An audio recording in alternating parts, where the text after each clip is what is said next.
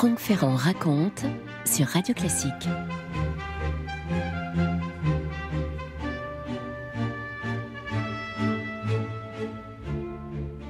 Vous savez que Virginia Woolf n'était pas une force de la nature, c'est le moins qu'on puisse dire. Sa santé, autant mentale que physique d'ailleurs, a souvent été chancelante. Elle a côtoyé tout au long de son existence une vingtaine de médecins.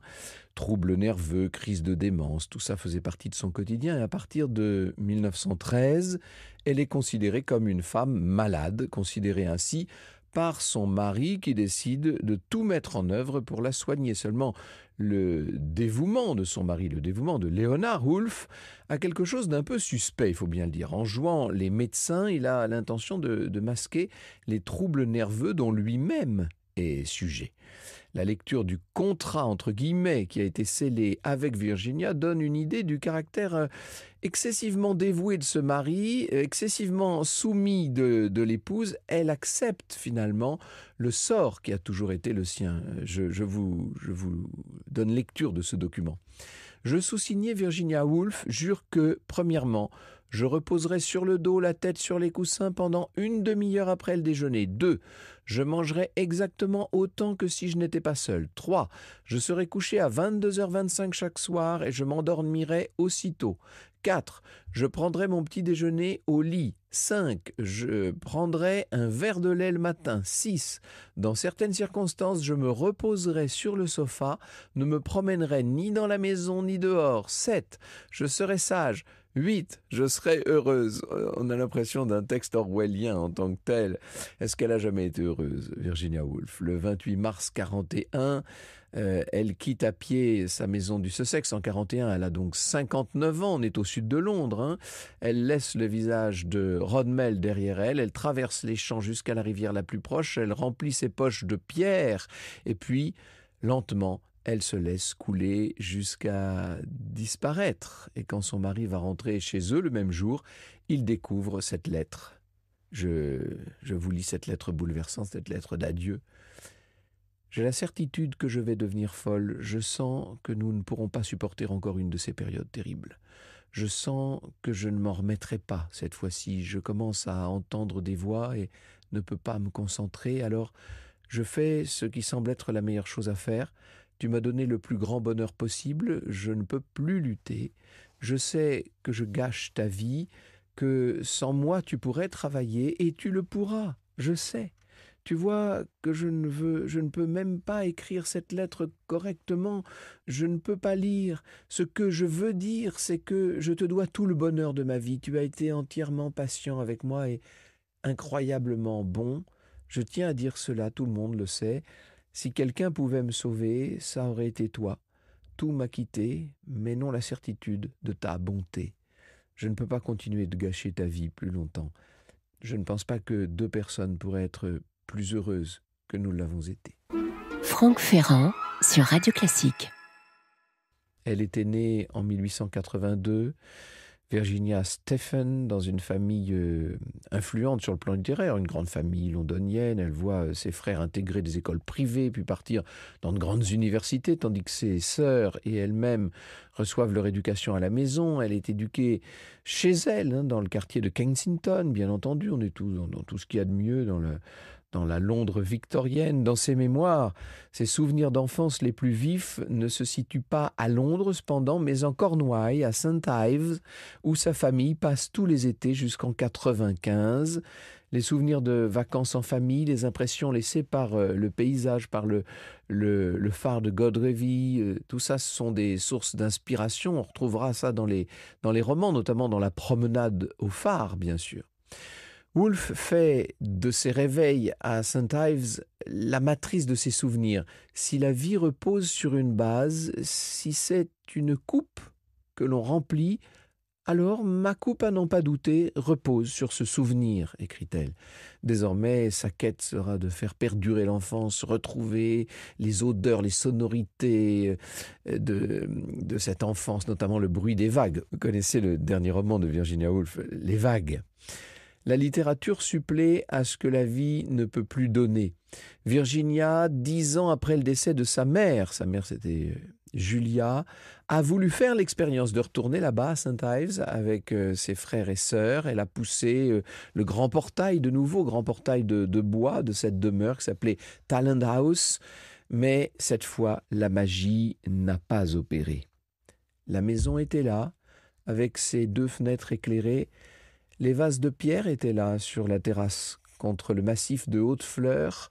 Autant que nous puissions en juger, tout était comme si nous étions partis le matin même. Pourtant, comme nous le savons bien, nous ne pouvions avancer. Si nous avions fait un pas, le charme aurait été brisé.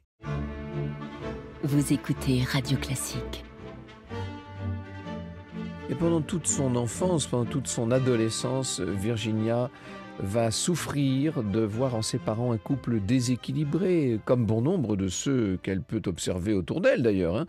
D'un côté, vous avez cette femme au foyer qui se tue à la tâche, Julia, et de l'autre, l'intellectuelle taciturne, Leslie, qui impose à toute la maisonnée un rythme. Tout ça est rythmé par le travail sans fin auquel il a choisi de consacrer sa vie. Il rédige, lui, un dictionnaire biographique de l'Angleterre. Ça ne s'invente pas. Et toute la maisonnée doit vivre au rythme de ce labeur.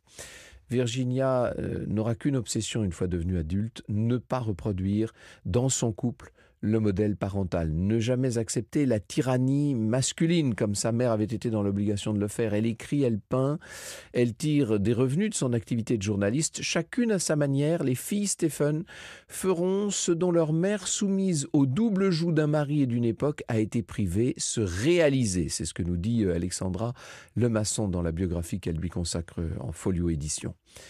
C'est l'année des 13 ans de Virginia que sa mère va mourir. Elle meurt de la grippe, événement qui va être le premier des épisodes dépressifs de Virginia. Ça va être ça toute sa vie ensuite. La jeune fille souffre de ce que sa famille qualifie de folie. Les psychiatres reconnaissent aujourd'hui qu'elle était bipolaire, tout simplement.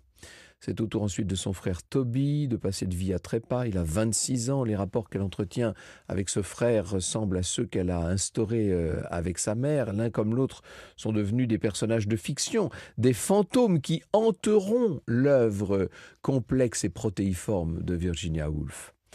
Si la petite Ginia n'a pas, comme ses frères, la chance d'aller étudier donc à Cambridge, en revanche, elle a celle d'avoir un père qui lui ouvre toutes grandes les portes de cette bibliothèque qui est un véritable temple. Et c'est dans cette pièce aux grandes fenêtres qui donnent sur Kensington Square, cette pièce remplie de livres à l'odeur de tabac froid, que Ginia va découvrir ces auteurs qui changent littéralement le cours de sa vie. Les livres, voilà dans l'ensemble ce que j'aime par-dessus tout, écrit-elle dans son journal d'adolescente. Quelquefois, pendant plusieurs heures d'affilée, j'ai le sentiment que la substance physique de mon cerveau s'étire et s'agrandit, qu'un sang nouveau bat à l'intérieur de plus en plus vite. Il n'est point de sensation plus exquise que celle-là. C'est une lectrice, d'abord avant tout, Virginia Woolf, infatigable. Elle passe des journées à lire, parfois elle lit plusieurs livres, elle saute de l'un à l'autre, elle tient une sorte de comptabilité de ses lectures, et ça nous montre l'appétit insatiable de cette jeune femme, d'autant que la lecture, pour elle, c'est la récréation après ce qu'est la souffrance, après ce qu'est la grande épreuve. L'écriture. Elle écrit son premier article en 1904 pour le Guardian. Elle a 22 ans à l'époque. Elle ignore que cette activité va la conduire toute sa vie. D'ailleurs, ses premiers revenus vont lui venir du journalisme littéraire. Et c'est une fierté, ça, pour elle, bien sûr. J'ai découvert ce matin sur mon assiette mon premier versement d'honoraires. 2 livres, 7 shillings, 6 pence pour mes articles parus dans The Guardian, ce qui m'a fait grandement plaisir. On a souvent l'image d'une femme complètement évaporée, comme ça, évanescente, très au-dessus de toutes les questions matérielles, mais ce n'est pas vrai du tout. L'argent occupe en fait une place essentielle dans la vie de Virginia Woolf. Selon Alessandra Lemasson, entre le père et son obsession des comptes et la supériorité financière du demi-frère dont elle dépend, l'on comprend mieux que Virginia Woolf ait inscrit la problématique de l'argent au cœur d'Une pièce à soi, son fameux roman. Pour pouvoir créer, une femme doit impérativement disposer d'une chambre à soi et d'une rente. Et pour écrire, évidemment, Virginia souffre.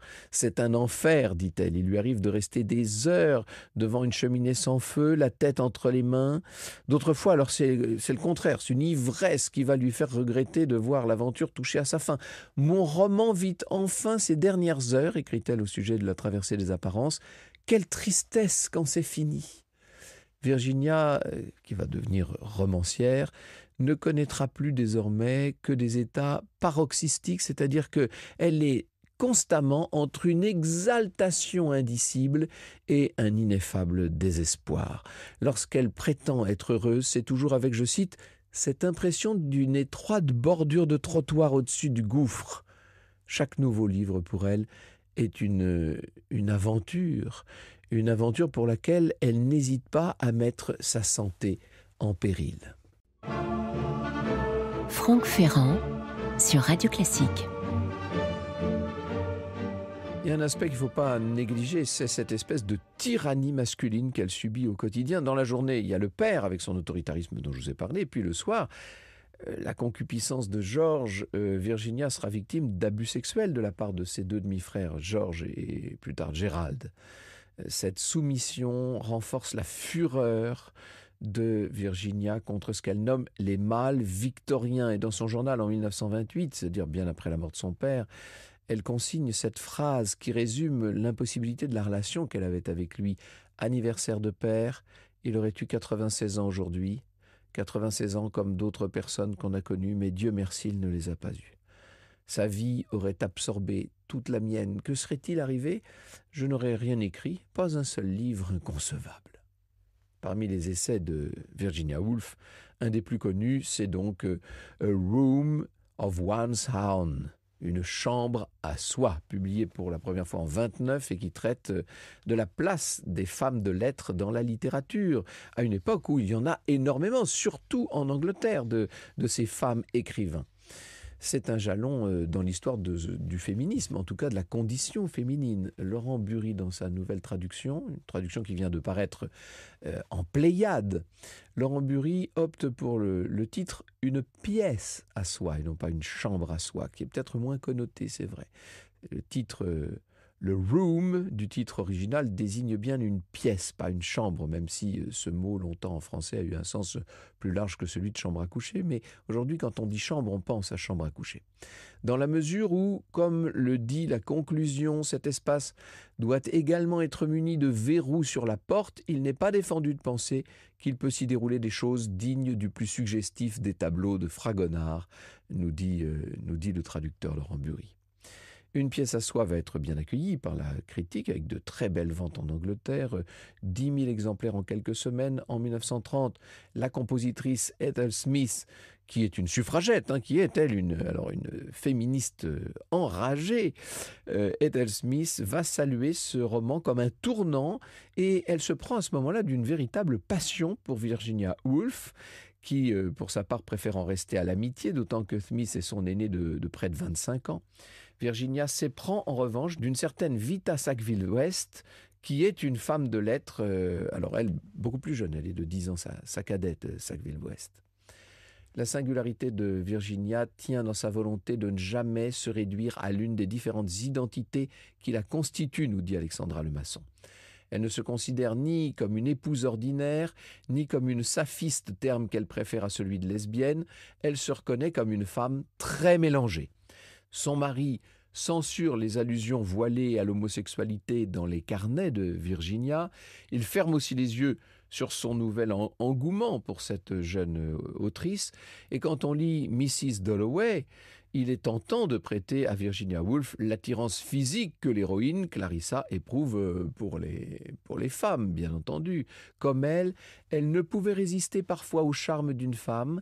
Elle ressentait alors sans aucun doute ce que ressentent les hommes. Un instant seulement, mais c'était assez. C'était une révélation soudaine, un afflux de sang comme lorsqu'on rougit et que l'on voudrait s'en empêcher. Virginia Woolf affirme que les deux conditions nécessaires pour qu'une femme puisse écrire, c'est d'avoir donc une pièce à elle et de l'argent. sa position qui est un petit peu empreinte du marxisme ambiant, fait des conditions matérielles et économiques de la vie des femmes une étape dans ce qui sera ensuite leur droit sur un plan plus général, notamment le droit au vote. Il s'agit au sein de l'espace domestique de pouvoir se retrancher les bruits du foyer, ce qui est une autre manière de penser la famille, ou le couple d'ailleurs, et les obligations liées au mariage. Il faut se replacer dans le contexte du temps, dans le rôle des femmes au milieu de la famille et des enfants. Mais pour une femme, ces difficultés étaient infiniment plus redoutables. En premier lieu, avoir une pièce à elle, sans parler d'une pièce silencieuse ou insonorisée, était hors de question, même jusqu'au début du XXe siècle, à moins que ses parents n'aient été exceptionnellement riches ou très nobles, puisque son argent de poche, qui dépendait du bon vouloir de son père, ne suffisait qu'à la vêtir. Elle était privée des compensations qu'offraient même à des hommes pauvres comme Keats, Tennyson ou Carlyle une excursion à pied, un petit voyage en France ou un logement séparé qui, si misérable fût-il, les mettait à l'abri des exigences et de la tyrannie de leur famille. Franck Ferrand sur Radio Classique.